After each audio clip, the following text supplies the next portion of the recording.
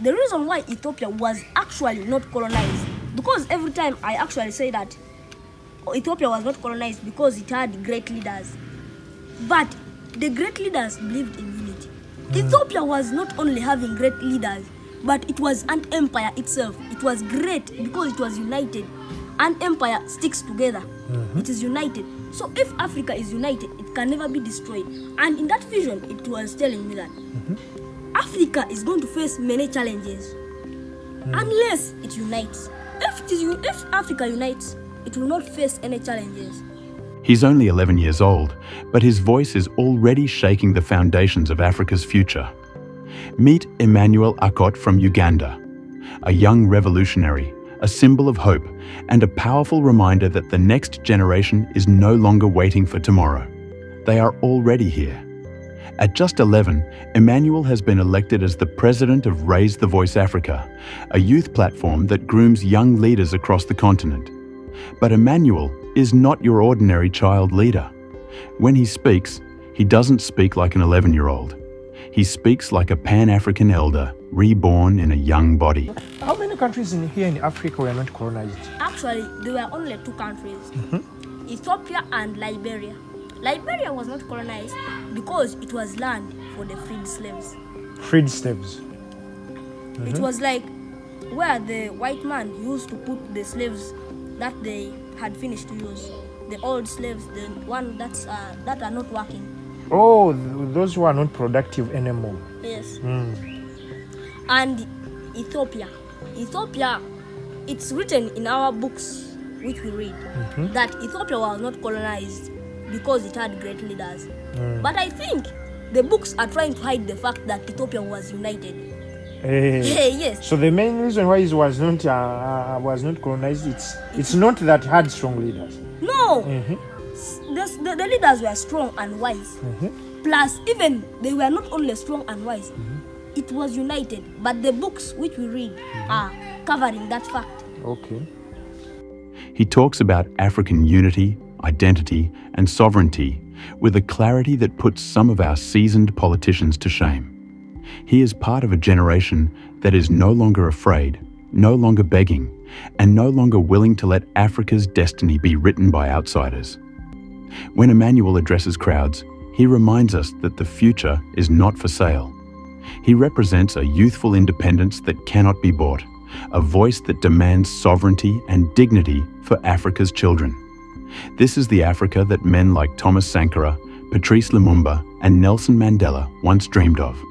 And now, in the voice of an 11-year-old, that dream is alive again. What inspires you, like to be in leadership, something like that? The great Pan-Africans, they inspire me. Whenever I read books about them, whenever I hear about their actions, whenever I hear their speeches, I feel like I want to become a leader like them. Like them? Yes. Who of them, for example?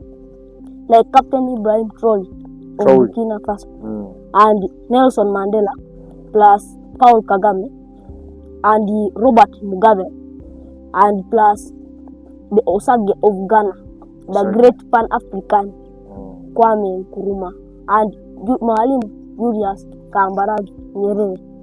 Yes. It inspires you so much. Yes, they inspire me. At first you talked about Ibrahim Traore of Burkina Faso. Yes. Whom do you think Ibrahim Traore is moving?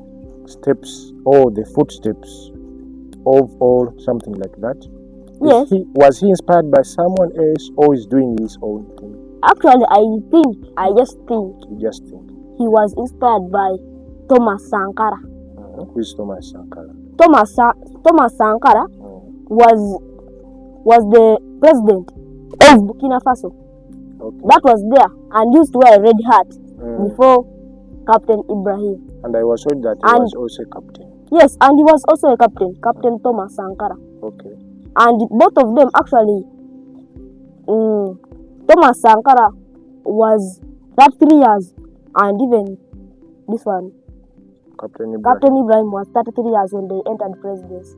Oh, so do you think that Captain Ibrahim of Burkina Faso is now a live example of Pan-Africans or something like which is going to make a great impact in African countries. Yes, he is actually an example of a great Pan-African. Ever since he became a president of Burkina Faso, what are the achievements do you think he has put in place to be an example or a role model to other African presidents?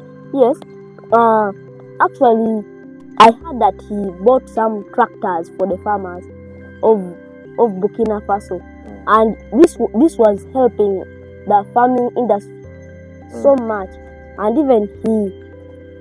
Look around at Africa today. Nations fighting each other while foreign powers take advantage. Leaders too busy serving international interests instead of their own people.